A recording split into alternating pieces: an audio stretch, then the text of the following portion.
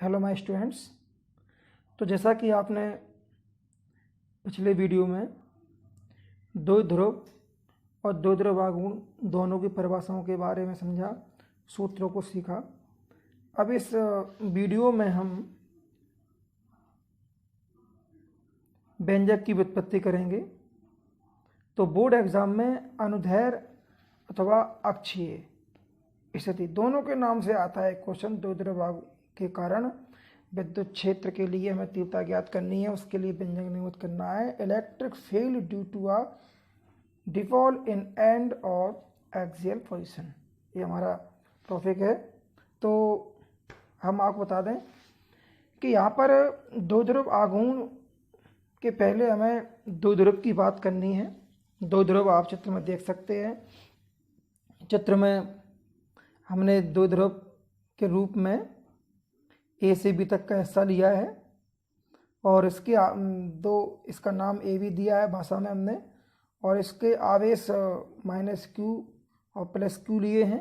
बिंदु ए पर minus Q और बिंदु बी पर प्लस क्यू। अब यहाँ पर दोनों आवेशों का जो बीच का डिस्टेंस है उसे हमने 2a लिया है। इस डेरिवेशन को निगमित करने के लिए बहुत मोस्ट यह है कि आप इसका जो चित्र है, जो फिगर है, इसको ध्यान से समझें, क्योंकि 50% डेरिवेशन चित्र में ही क्लियर हो जाएगा। यानी कि जो डेरिवेशन का जो निगमन है वो चित्र पर बड़ा डिपेंड कर रहा है। तो यहाँ हम देख सकते हैं कि दो ध्रुव के बाद हमने दो ध्रुव के मध्य बिंदु O से और P तक की जो दूरी है उसे स्मॉल r माना है, और आगे जो अक्ष हमने बढ़ाया है बिंदु B के बाद राइट हैंड की ओर, तो वहाँ पर हमने बिंदु P लिया है। बिंदु P पर हमने एक परीक्षण आवेश Q0 प्लस Q0 लिया है, जो कि धनात्मक परीक्षण आवेश है। और यहाँ पर आप देख रहे होंगे कि E1 E2 क्या है। ये जो E1 है और E2 है ये तीव्रता है। अब तीव्रताएं दो कैसी हैं? दो ऐसी हैं कि आप देख सकते हैं हमारे पास दो आवेश हैं, बिंदु ए पर माइनस क्यू, बिंदु बी पर प्लस क्यू।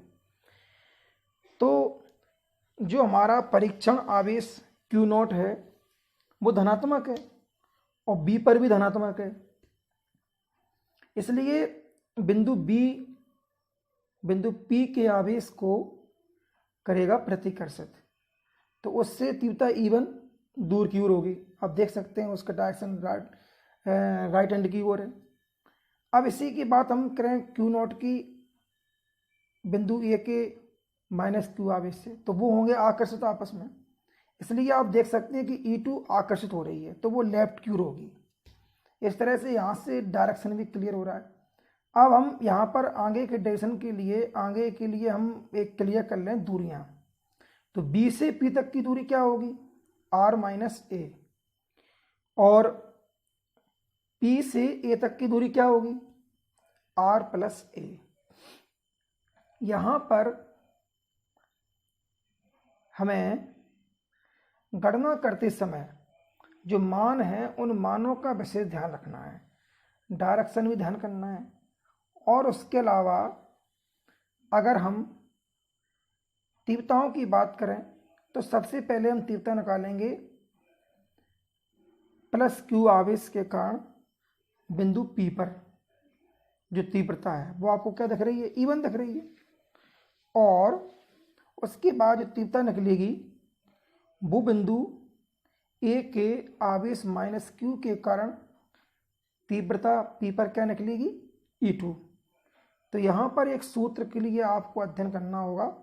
सूत्र होता है विद्युत क्षेत्र की तीव्रता के लिए E बराबर लिखा है बगल से 1/4πε0 K Q/r²। तो यहाँ E का E1 हो जाएगा 1/4πε0 सेम रहेगा, Q आवेश वही रहेगा, BP एक दूरी है तो R की जगह BP आ जाएगी, स्क्वायर का स्क्वायर लग जाएगा। अब ऊपर हम आपको बता चुके हैं कि BP का मान क्या होगा, यानी कि B से P तक की दूरी क्या होगी? R प्लस है। जिसको आप चित्र में देख चुके हैं आर प्लस ए।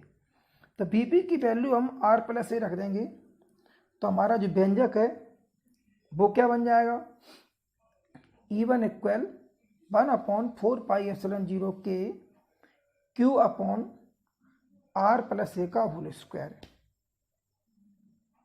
ठीक है। अब इसके बाद अगर हम अगली दूरी की बात करें, सॉरी ये बीपी आर प्लस ए नहीं होगी, आर माइनस ए होगी, क्योंकि इसको आप चित्र में दोबारा देख सकते हैं, इसका डायरेक्शन बी से पी की ओर है, दिशा भी क्लियर की गई है और बगल से हमने रखा भी है बीपी इक्वल आर माइनस ए। और जो पी से ए तक की दूरी होगी वो होगी आर प्लस ए। तो यहाँ पर दोबारा देख सकते हैं आप, देखिए बी से पी तक की दूरी क्या हो रही है, आर पूरी है ओ से पी तक की, तो हम आर में से ए माइनस कर देंगे तो क्या बचेगा आर माइनस ए, वो दूरी क्या हो जाएगी बीपी। अब माइनस क्यू आवेश के कारण बिंदु बी पर पी पर विद्युत क्षेत्र की तीव्रता की बात करते हैं। माइनस क्यू आवेश कहाँ है, बिंदु ए पर, और हम तीव्रता कहाँ निकालना है इसके सापेक्ष, बिंदु पी पर, तो वो E2 है। तो E2 बराबर देखिए आप, देखिए E2 है ना, दिख रहा है आपको, ये E2 कहाँ निकल रही है, माइनस क्यू के सापेक्ष, और डायरेक्शन कहाँ है इसका, पी से ए की ओर।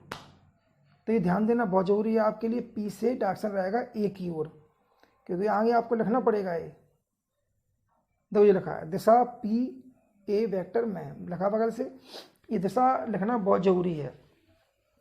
तो यहाँ पर दोबारा हम दूरी रहेगी पी से ए, तो पी से ए दूरी क्या रहेगी, यानी कि ए पी दूरी क्या रहेगी, आर प्लस ए का होल स्क्वायर, शुद्ध वही रहेगा। E2 इक्वल क्या हो जाएगा 1/4πε0 और Q upon A P square, A P का मान रख देंगे आर प्लस ए का होल स्क्वायर, और जाके कुमला के यहाँ से हमको E1 E2 का मान प्राप्त हो जाएगा।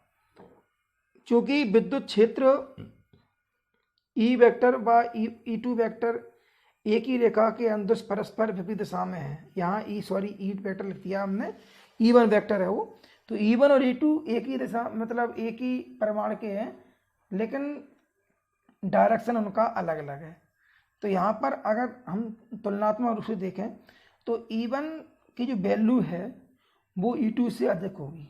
क्यों होगी, क्योंकि आप चित्र में देख सकते हैं परीक्षण आवेश P के पास में B है, और B के कारण P पे क्या निकल रही है, E1 निकल रही है, तो E1 की वैल्यू अधिक होगी।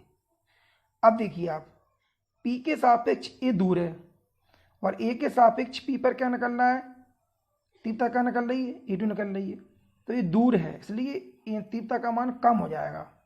कांटेक्ट जब डिस्टेंस बढ़ जाएगी कांटेक्ट की तो परिमाण की तीव्रता का मान कम हो जाएगा, ये है इसका कारण।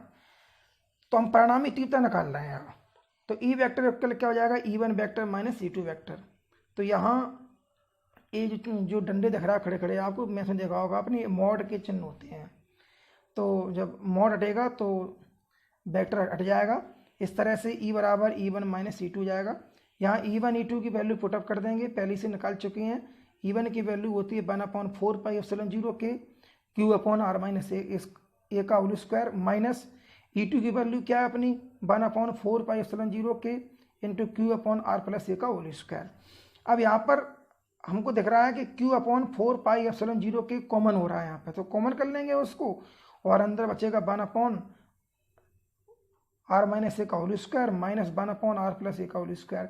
इसको सॉल्व करेंगे, इसका एलसीएम लेंगे, और एलसीएम लेने के बाद आप देख रहे होंगे कि यहाँ पर Q अपॉन 4πε0 के इक्वल क्या बचेगा आर स्क्वायर, और ए स्क्वायर कट जाएंगे, आर स्क्वायर ए स्क्वायर से माइनस के, क्योंकि यहाँ पर सूत्र लगा देंगे हम ए प्लस बी का होल स्क्वायर और ए माइनस बी का होल स्क्वायर।